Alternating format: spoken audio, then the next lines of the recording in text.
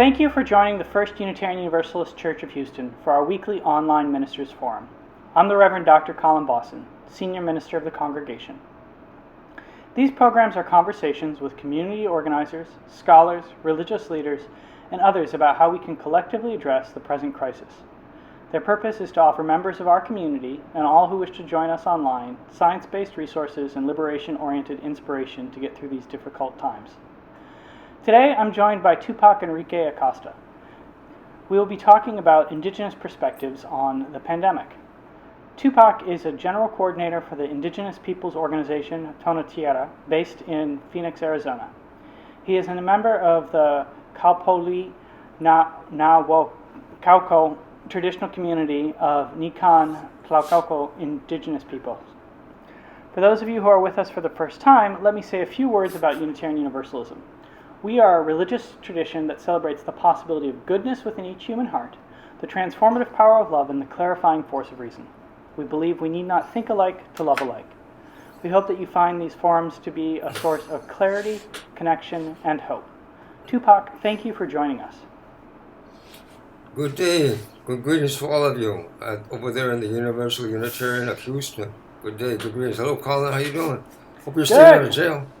I've recently been staying out of jail. That could be good, but at the same time, sometimes you got to go do what you got to do. That is also true. It may not. Yes, we're working on it at the moment. We'll just say that. So I thought that I'd start by just asking you. So right now, indigenous nations in the United States and elsewhere have been erecting barriers to prevent the spread of COVID-19 within their territories. And the Cheyenne River Sioux and Oglala Sioux, for example, have established checkpoints leading into their lands, while the Navajo Nation has one of the highest per capita rates of infection in North America. So I'm wondering if you could just start by talking about how the pandemic is impacting indigenous communities. We have to set up a context first, no? Mm-hmm. Get a better understanding, because we speak of the pandemic, and it's so... The situation globally is of such a nature, including the interconnectivity through the media, that this pandemic is getting a priority of attention and coverage that had never happened before. However, in this present context, and I'll come back to that very important point of how the indigenous nations of Mother Earth, let's be clear about it. We, as indigenous nations, we are not property concepts of the United States of America. Let's clear that up right away, all right? We're not a property concept within the construct, either theosophically, theistically, geographically, politically, of the United States of America and its constituencies, right? Including its congregations, just to be blunt about it. However, we do share a common humanity, Isn't this true? So, based on that, we have to make it clear, first of all, that the original nations of the entire planet are engaged in this battle for the well-being of all life, including human beings, believe it or don't. And in that fight, in that battle, which as much as a battle against the destructive and tragic outcomes of being confronted with this new version of a virus that's been around for a while, probably since even before we were around, in this new battle, part of the battle is not only against the tragic and heart-rending impact we've had a casualty in my own family. My father-in-law passed away at 90 years old from a nursing home in California. We're fighting against all of that, as each and every one of us is, but at the same time, we're also battling to bring forward the regenerative powers of humanity itself, that the crisis allows us an opportunity to, at the very least, sense. If we're not going to act on it, then that's going to be on us. But we are being given that opportunity, and one of the tactics of bringing that forward into the public consciousness of the constituencies of the U.S., for example, is what's happening up in the Dakota Territory. As you know, Colin, the Dakota Access Pipeline wasn't just about a pipeline and whether that pipeline was going to leak. It did leak. It was going to leak. We all knew it was going to leak. It wasn't just whether it was going to leak or not. The fact was that the Dakota Confederacy of Ocheta Sapu and the Sepon Council Fire, Dakota, Nakota, Lakota, who have a treaty with the United States of America that established the recognition international of a sovereign nation to another republic state, no, the United States, but a sovereign nation of indigenous nature. That treaty establishes that framework, and based on that framework, based on that jurisdiction, no, that supersedes and precedes, not only precedes but supersedes that of the United States of America, including the state of South Dakota, based on that jurisgenesis from our original culture, cosmovision, the acts of self-defense and self-determination to protect the health and the territory combined, no? Because for us, there isn't an alienation concept there between us and the land, us and the earth. It's not a property concept. It's a relationship, and part of the well-being of that relationship is to take care of each other, us among ourselves and us always with the earth.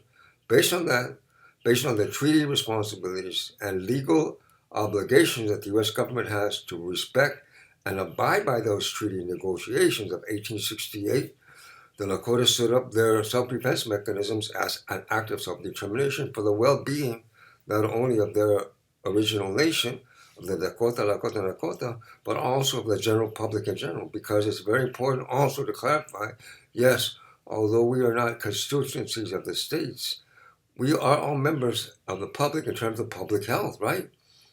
The virus doesn't know whether you have a treaty or not. The virus doesn't even really care how fat, tall, short, fat.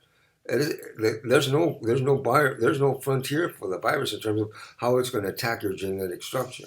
And in terms of that genetic well-being, the indigenous worldview I'm speaking of, genetic well-being, the generation and the regeneration of life itself from a very genetic foundation that we share with all other carbon life forms on the planet, right? We just happen to be the human part of it.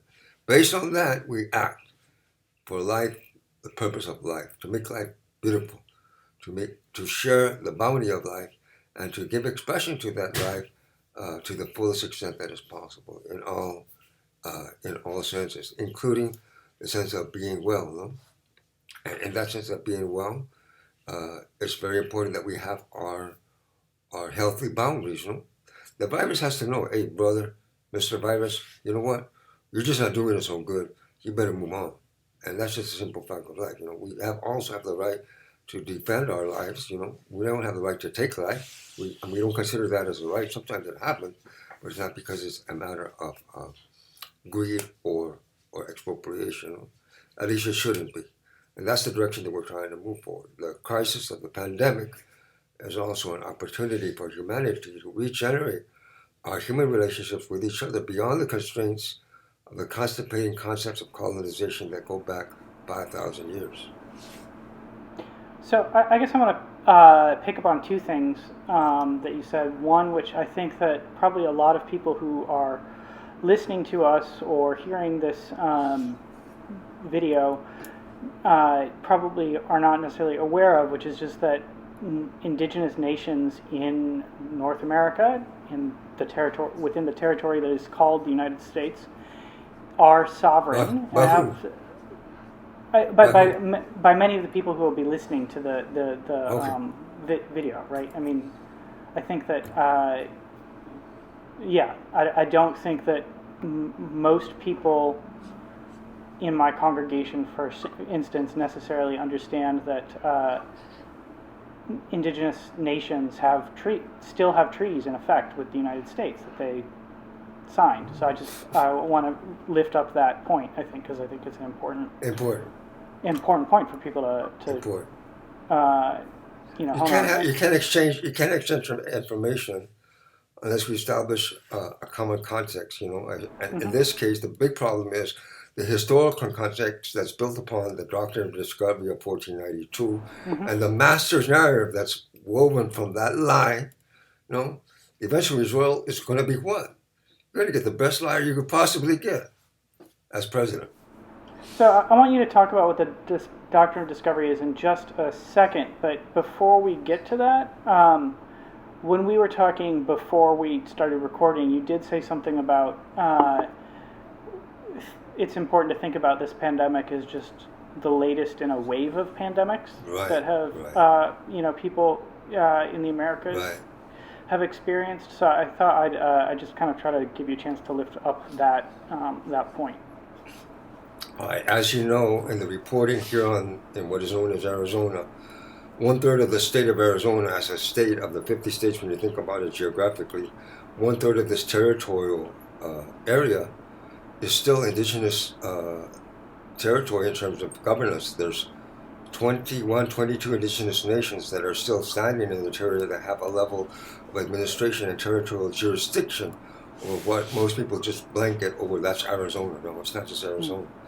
And there's 22 distinct and diverse indigenous nations that we continue to coexist in the territory in a cultural history and legacy that goes back at least 8,000 years. No? All right, so talk about 1492 and 1776. In that context, you start to get an understanding of what we're trying to integrate into the conversation. We talk about human history. The same virus that we're talking about understands this very well. They're not concerned about the borders of history that have been artificially imposed. Decide you guys are the civilized and you guys are the savages. No? Mm-hmm. So those are kind of the conceptual frontiers that we're talking about. But in terms of the virus pandemics that we have suffered over the past 500 years, no? From 1519, the Spaniards arrive in 1492, Columbus, etc. They get to the mainland of Mexico in 1519. By 1521, they were inland all the way to the middle, central part of the continent, in the central part of the hemisphere. No, I didn't say America. Remember that. Now, in 1521, from there to 1600. That's about 80 years, about four generations. From that time span, just in the central part of the continent of Anahuac, what is now known as Mexico and the Republic of Mexico, using that framework, which we've all been educated. Sometimes we've been educated to be ignorant. But within that geographical concept, our people lost 25 million indigenous peoples were lost just from 1521 to 1600. The studies that have been done across the continent on the pandemics and their impact on the continent on indigenous nations, the number is at a minimum something like 56 million people that we've lost. So the situation in Navajo right now is currently the most grave in terms of impact in the northern part of the continent, North America, especially among indigenous nations. They've had the highest level of impact percentage and per capita, and also because of the situation in terms of the territory, the lack of resources, the lack of running water, and issues such as that, they are at a higher risk.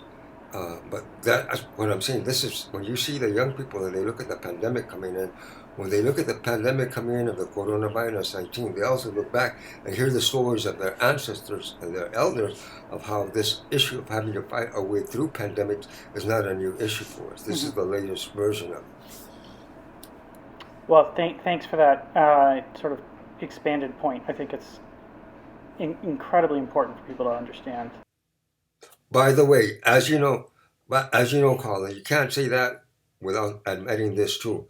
You know very well that the U.S. government used the smallpox deliberately introduced as a method of biological warfare to get access to the natural resources and property rights for their system. You know this, including right there in Houston. Yeah.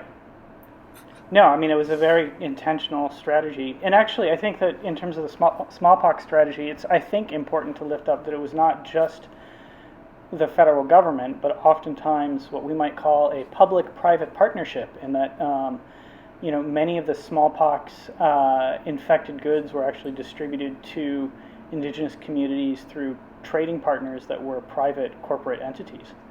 And I think that's important to lift up for people who might say, well, federal government did this, but maybe not.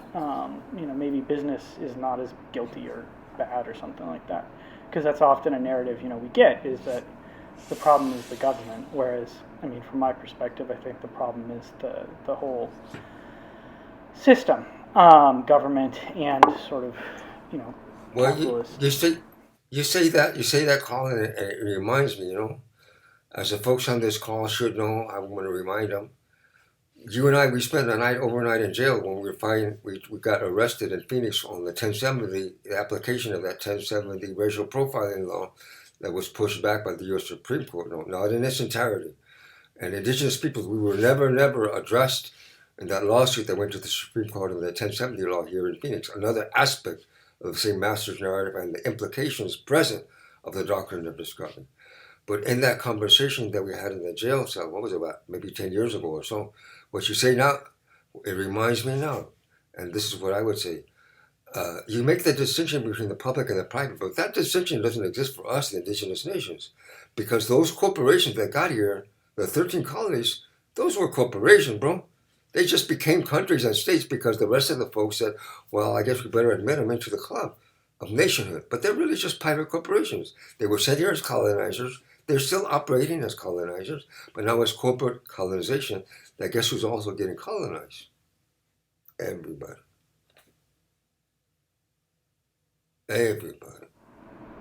So I would love to pick up on that point a little bit more, but I think that folks need to hear about the Doctrine of Discovery, and if you could talk to us a bit about what that is, and it's something you mentioned a number of times. So what is the Doctrine of Discovery, and why is it so important for people to understand?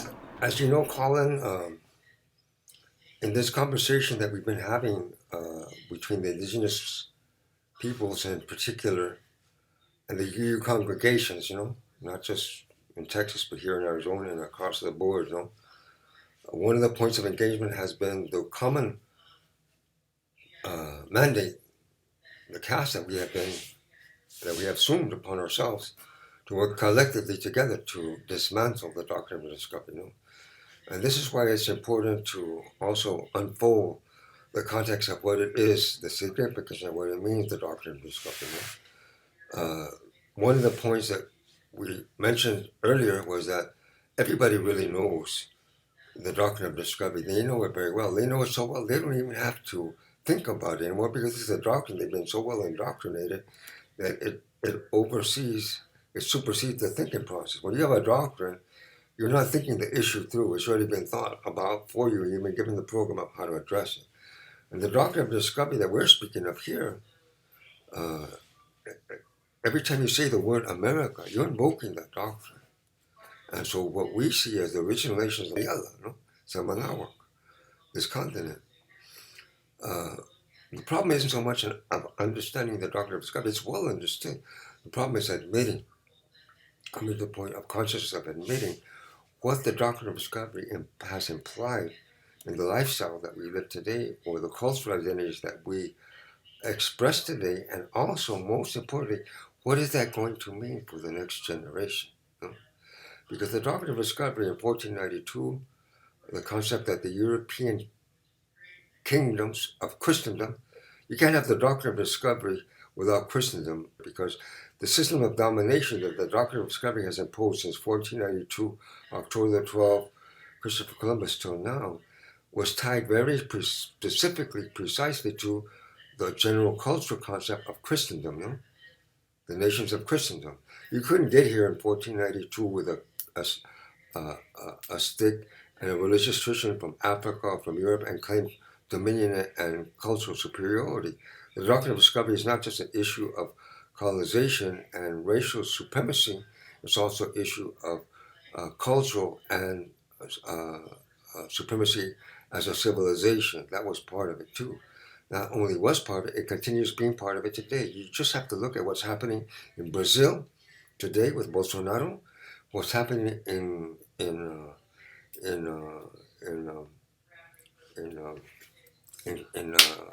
where Evo Morales, Bolivia, all across the board. The doctrine of discovery is in full effect, but the ones who are taking the advantage of the effects of the dispossession of territorial rights and human rights, the dehumanization of the indigenous nations, that is the purpose for that doctrine.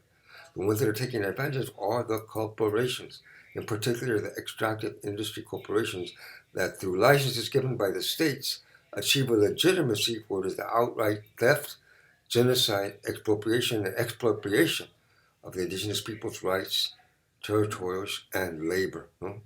So the point now with the doctrine of discovery is we have been engaged with it for a number of years now, generations we could say, on dismantling the doctrine of discovery as a social norm to define our relationships as human beings, as beings who are attempting to be human with each other, because we do have the right to be human.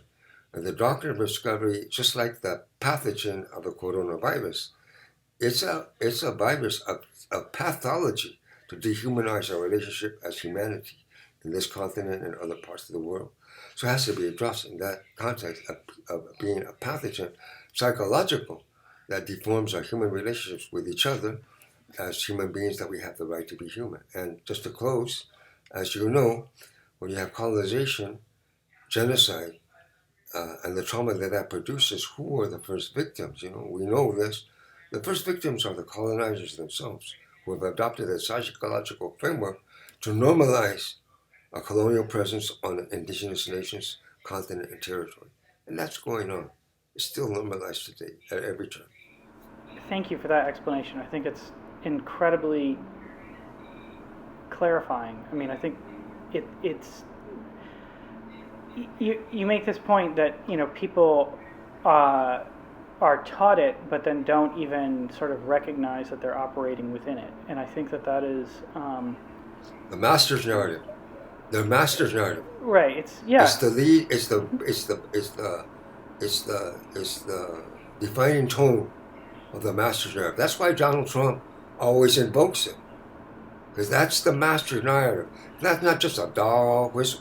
That's way beyond a dog whistle. That's the underlying cosmetic, thematic element that binds the narrative of supremacy over the indigenous nations. And on this continent, for the point today, we can have a conversation with the Universal Unitarians of Houston, Texas, and they're still invoking the name of a continent that was imposed as a result of the Doctrine of Discovery. And these are the guys, the Universal Unitarians, who are on our side. They adopted a resolution rejecting the Doctrine of Discovery. A resolution, right? I leave it there. I think that you wanted to talk about the relationship between the pandemic and the expanding climate chaos for a little while as part of this conversation. So I thought I'd open up an opportunity for you to move in that direction. What time is it now? No?